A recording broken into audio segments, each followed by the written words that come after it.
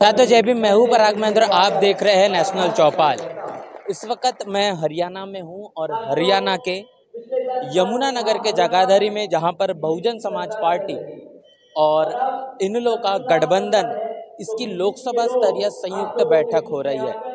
मेरे पीछे आप देख पा रहे हैं बहुजन समाज पार्टी के नेशनल कोऑर्डिनेटर आकाश आनंद, इनका भाषण संबोधन जारी है और इसके साथ साथ अभय चौटाला भी यहाँ पर मौजूद है। इस गठबंधन के जरिए अभय चौटाला ये इस इनलो और बहुजन समाज पार्टी के गठबंधन के मुख्यमंत्री के दावेदार भी है। भारतीय जनता पार्टी और कांग्रेस, इन दोनों राजनीतिक पार्टियों के जरिए जिस तरीके से पिछला लोकसभा चुनाव देखा गया और उसके पहले अगर लोकसभा चुनाव की बात करेंगे तो लगातार भारतीय जनता पार्टी इस हरियाणा में अपनी ताकत को मजबूत करते आई है। लेकिन अब इस बार भारतीय जनता पार्टी के साथ साथ कांग्रेस ने भी कमबैक कर लिया है। तमाम 5 सीटों पर जिस तरीके से लोकसभा सीटें जीतने का काम कांग्रेस के माध्यम से किया गया और दावेदारी के तौर पर अब कांग्रेस और बीजेपी आमने सामने में है, लेकिन ऐसे में तीसरा मोर्चा, तीसरा गठबंधन के तौर पर इनलो और बहुजन समाज पार्टी को काफी ज्यादा मजबूती से देखा जा रहा है। बहुजन समाज पार्टी के नेशनल कोऑर्डिनेटर आकाश आनंद और अभय चौटाला, इनकी संयुक्त लोकसभा स्तरीय बैठकें जारी है। 3 तारीख से ये मसला शुरू है, सिलसिला लगातार जारी है। इन धुआंधार रैलियों का सिलसिला 3 तारीख से शुरू हुआ और 13 अगस्त तक ये लगातार जारी रहेगा। आकाश आनंद का संबोधन जारी है और तमाम लोग यहाँ पर जो आए हुए हैं उनसे हम जानने समझने की कोशिश करेंगे, बातचीत करेंगे कि आखिर हरियाणा को लेकर उनकी क्या मंशा है। आने वाले लोकसभा 2024 के जो परिणाम रहे और आने वाले जो विधानसभा के चुनाव हरियाणा में होने वाले हैं, इसको लेकर उनके मन में मस्तिष्क में क्या चल रहा है, इस बसपा और इनलो गठबंधन को लेकर वो क्या सोच रहे, तमाम चीजें उनसे जानने समझने की हम कोशिश करेंगे। क्या नाम है आपका? मेरा नाम है सुमित कुमार। कहाँ से है? मेरा गांव किशनपुरा माजरा फतेहगढ़ के पास पड़ता है, इधर बूढ़िया चुंगी के पास। क्या करते, पढ़ाई करते, जॉब करते? एमए पॉलिटिकल साइंस, मुकुंद लाल नेशनल कॉलेज यमुनानगर। क्या कह रहे हैं अभी ये भी जो चुनाव का माहौल है हरियाणा में, क्या लगता है फिर एक बार बीजेपी जो है या फिर कांग्रेस है सत्ता परिवर्तन करेगी या फिर एक बार सत्ता में आएगी? देखो, इस मामले में तो बिल्कुल साफ है कि जब 10 साल हुड्डा हरियाणा का सीएम रहा, 10 साल गोहाना कांड नहीं आप भूल सकते, तो कांग्रेस का तो कोई वजूद नहीं है। कांग्रेस का जो दामन है वो इतिहास में काले पन्नों से रंगा पड़ा हुआ है। कांग्रेस एक ऐसी पार्टी है जो पार्टी बाबा साहब अम्बेडकर को उच्च मान सम्मान नहीं दे सकती।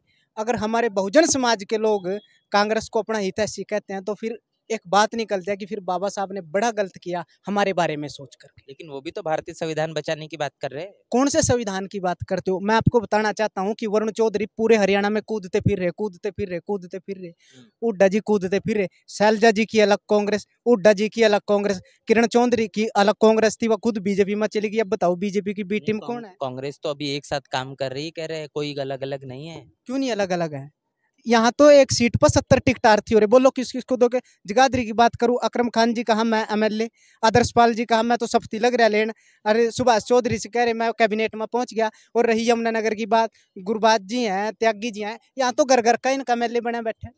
तो रही आपने संविधान की बात करी, कांग्रेस पार्टी संविधान लेके हाथ में घूम रही। आप उनसे जिस संविधान को लेके घूम रहे हैं उनसे पूछो कि इंदिरा गांधी ने जो 44वां संवैधानिक संशोधन कराया था वो क्या था, पूछो। हम तो पढ़ते हैं इस चीज को, यानी कि देश को एक धोखा दिया कांग्रेस पार्टी ने। और जिसको ये आज संविधान को लेके घूम रहे हैं कांग्रेस पार्टी के लोग, इनको ये पूछो इसमें कितने शेड्यूल हैं, कितनी अनुसूचियां हैं, कितने भाग हैं इसके, कितने अनुच्छेद हैं, इनको कुछ नहीं पता। ये तो हमारे लोगों को इन्होंने बेवकूफ बनाया। तो कांग्रेस का तो कोई वजूद नहीं है। और रही भारतीय जनता पार्टी की बात, हरियाणा को आज बेरोजगारी के मामले में भारत रत्न प्राप्त है। मैं आपको बता दूं, इतना बुरा हाल है। सब कुछ इन्होंने कौशल का रखा है, सब कुछ। यानी कि कौशल में तो वही व्यक्ति जाता है जिसकी अप्रोच होती है। यहाँ तक कि इनका ट्रांसपोर्ट सिस्टम सारा फैल, रोडवेज के कर्मचारी बेचारे में दुखी, उनकी नाइटें नहीं आती। नाइट का मतलब होता है कि जहाँ वो ड्यूटी करके जाते हैं उनके वो पैसे नहीं आते। जो पक्के कर्मचारी रोडवेज के हैं वो भी तंग। रोडवेज को 3 श्रेणी में बांट दिया, एक पक्का कर्मचारी, एक कच्चा कर्मचारी, एक कौशल वाले बिठा दिए। यानी कि अब स्ट्राइक करेंगे। स्ट्राइक होती है अपनी मांग को मनवाने के लिए। अब अगर पक्के करेंगे तो कौशल वाले चलेंगे, अगर कौशल वाले चलेंगे तो पक्के करेंगे। और स्ट्राइक का मतलब ये होता है कि अगर 100% में से अगर 50% चलता है तो उसको स्ट्राइक नहीं माना जाता, क्योंकि बहुमत के आधार पर स्ट्राइक होती है। तो कहाँ हरियाणा की सरकार रहेगी? ये सबसे भ्रष्ट और निकम्मी सरकार है। और रही बात अब भी बीजेपी की, मैं या जो आपने बात बताई, अब मनोहर लाल जी थे, मनोहर लाल जी ने हर चीज ऑनलाइन कर दिया, हर चीज ऑनलाइन। यानी कि जो आदमी बेचारा 500 रुपए की दिहाड़ी कर रहा है, उससे भी बैंक वाला नहीं कर रहा, दिखा अपना पैन कार्ड, बता कौन संबानी अंडा नहीं है, वो भी उसका काला धन है उसके पास। या लेकिन डिजिटल इंडिया भी तो करना जरूरी है। कौन सा डिजिटल इंडिया? किस डिजिटल इंडिया की बात कर रहे हैं आप लोग? हैं? बस सपने देख रहे हम चांद पर जाने के, और मिसाइल में हमारी तेल उड़े तक का भी नहीं है। तो ये 2 करोड़ रोजगार को भी दे दिया, 10 करोड़ रोजगार की बात हुई थी। मैं तो कह रहा कि 2 करोड़ रोजगार की बात बड़ी दूर की बात, नहीं तो 200 आदमी उतनी कुछ नहीं कर अच्छा, पा। मोदी जी के साथ में लोग नहीं होते तो क्या तीसरे बार सत्ता सत्ता में आते, सरकार बनाते? देखो मैं बताता हूँ आपको, आज बता देता हूँ। अब की बार क्या हुआ कि जो बहुजन समाज के लोग थे हमारे, वो गुमराह हो गए। गुमराह कैसे हुए कि लोगों ने कहा कि बहन जी जो है इंडिया गठबंधन में शामिल नहीं हुई। हर आदमी का अपना वजूद होता है, अपना अस्तित्व होता है, एक स्वाभिमान की लड़ाई होती है जो मान्य बहन जी लड़ती हैं। कांग्रेस कभी नहीं चाहती कि देश का प्रधानमंत्री दलित बने, कभी नहीं चाहती। अगर कांग्रेस इतनी अच्छी तो मान्य बहन जी को बोलती कि बहन जी आप देश की प्रधानमंत्री बनो, हम आपके जातिगत, साथ हैं। वो तो कह रहे हैं कि जातिगत जनगणना कराकर ही मानेंगे राहुल गांधी। आपने संसद में सुना नहीं? देखो जातिगत जनगणना ये कांग्रेस की पोप लीला है, इसकी बात ये अलग है। अब मेरे पास अभी मेरा पेन मेरा साथी ले गया, वो जो 1585 की बात है ना, ये कांग्रेस के पल्ले की बात नहीं, मान्यवर साहब ने इस चीज को शुरू किया। तो कांग्रेस का मैंने बता दिया दामन इतिहास से काले पन्नों से रंगा पड़ा हुआ है। और रही इसकी बात जो ये बताया मैंने अभी मनोहर लाल जी को, ये सीएम से हटा दिया, इनको करनाल से जितवा दिया धांधली करके। धांधली है ये, क्योंकि पूर्ण बहुमत से कभी नहीं बन सकते। और अब नायब सैनी को लगा दिया, और नायब सैनी ऐसा लगाया वो चोमी चढ़ रखा घूम रहा, मैं सीएम बन गया, मैं सीएम बन गया। तो अब की बार परिवर्तन होगा। मान्य चौधरी अभय सिंह चौटाला जी हरियाणा प्रदेश के भावी मुख्यमंत्री बनेंगे। और जैसे ही भावी मुख्यमंत्री बनेंगे तो हरियाणा के युवाओं को रोजगार भी मिलेगा। मैंने बात करी थी कि जो पक्के कर्मचारी है, आप यहाँ अनाज मंडी में हो, आज तो शनिवार है, डीसी ऑफिस बंद रहता है, यहाँ आशा वर्कर बैठी, यहाँ सफाई कर्मचारी यहाँ बैठे ही बैठे हैं, कोई ना कोई आंदोलित। आंदोलित, सब परेशान कर रखे। तो अब की बार हरियाणा वासियों के पास एक बहुत बेहतर विकल्प है। जो लोग कहते थे गठबंधन नहीं होता, गठबंधन नहीं होता, अब तो सब कुछ हो गया। अब उन लोगों को अपने दीन ईमान स्वाभिमान को जिंदा रखते हुए बहुजन समाज पार्टी और इंडियन नेशनल लोकदल पार्टी का जो गठबंधन बना है, इसको उन लोगों ने वोट करनी चाहिए। अब की बार सभी सीटें जिताओ, क्योंकि कहते हैं कि या तो मजा राज में या मजा खाज में। 70 साल कांग्रेस ने ऐसी तैसी रखी पेड़ का, और 15 साल नहीं चले गए। देखो यार राज कब आएगा अपना? कांग्रेस सबसे भ्रष्ट और निकम्मी पार्टी है कांग्रेस, और इसी की बहन भारतीय जनता पार्टी है। दोनों पार्टियों से हम लोगों को सावधान रहना है। कांग्रेस का कोई दीनमान नहीं है, बीजेपी का कोई दीनमान नहीं है। हमारी बहुजन समाज की लड़ाई है। और आजकल एक छोटे छोटे दल एक सीट जीत के वो खुद को बहुजन समाज का हितैषी बता रहे हो, और मीडिया में आकर बयान देते हो कि मान्य बहन जी मुलाकात नहीं करती। अब मैं आपको बताता हूँ कि जब हम अपनी किसी रिश्तेदारी में जाते हैं ना, तो अपने जो घर की चाबी होती है वो किसी पड़ोसी को नहीं देके जाते, अपने घर के बंदे को कहते हैं कि या तो तू घर रह, या बोलते हैं अपने विश्वास पात्र को देके जाते हैं।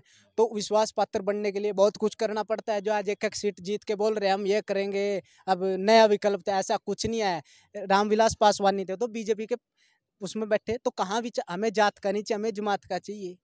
तो मैं कहना चाहता हूँ आज इस मौके के ऊपर कि इन लोगों से बचो। ये आपको यहाँ मान ले कुछ भी कांड हो जाता है, वहाँ FIR दर्ज हो जाती है, बच्चों का तो भविष्य खराब ही है। हर माँ बाप के पास एक एक दो दो बच्चे, और सब ये उम्मीद करते हैं कि हमारा बच्चा पढ़ लिख करके कामयाब होगा, ये गरीबी के दिन जाएंगे। लेकिन अगर जो ऐसे ऐसे विकल्प तैयार हो गए, ये जूत बजागा, इन पर FIR होगी, चलान दो होगा, ना रोज ना प्राइवेट के रहे ना सरकारी करके, सारा मामला जीरो। ऐसे में जो कहते हैं ना, मैंने बात सुनाई कि बहन जी को मिलने नहीं देखते, अरे घर की चाबी उसको दी जाती है जो विश्वास पात्र है। बहुजन समाज पार्टी है, ये बहुजन समाज का मिशन मूवमेंट है। जो साहब कांशीराम ने इतने खून पसीने से सोया, जिसको ये पौधा साहब कांशीराम ने लगाया, मान्य बहन जी हम सब के सहयोग से इस पौधे को सींच रही है।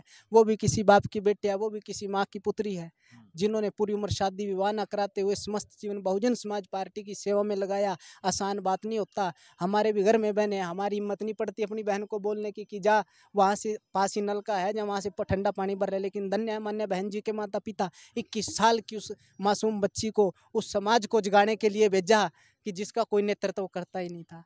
तो मैं ज़्यादा ना बोलते हुए यही कहूँगा कि हमारे पास सब कुछ है, हमारा दीन ईमान सब कुछ है। मान्या बहन जी हमारा स्वाभिमान है, आकाश आनंद जी युवा दिलों की धड़कन है। में हमने तमाम जो लोगों से बातचीत की है और इनसे जानने समझने की कोशिश की है कि आखिर अब आने वाले विधानसभा चुनाव को लेकर इनकी क्या कुछ राय प्रतिक्रिया है।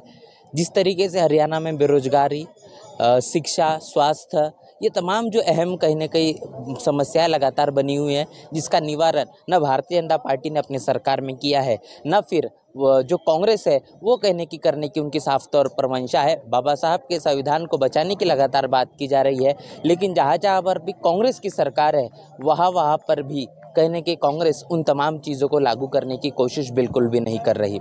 और इस वक्त जिस तरीके से बहुजन समाज पार्टी के ज़रिए हरियाणा में लगातार जो धुआंधार रैलियां जारी है, आकाश आनंद और अभय चौटाला इनके माध्यम से ये जो आज लोकसभा स्तरीय कार्यक्रम यमुनानगर के जगाधरी में हुआ, ये लगातार 13 अगस्त तक के ऐसा ही जारी रहेगा। तमाम खबरें लगातार आपके साथ साझा करेंगे। पूरी की पूरी चर्चा बातचीत को लेकर आपकी क्या राय है, प्रतिक्रिया क्या है, लिखकर जरूर बताएं। बने रहे नेशनल चौपाल के साथ, मिलते हैं नए वीडियो में, तब तक के लिए जय भीम, जय भारत।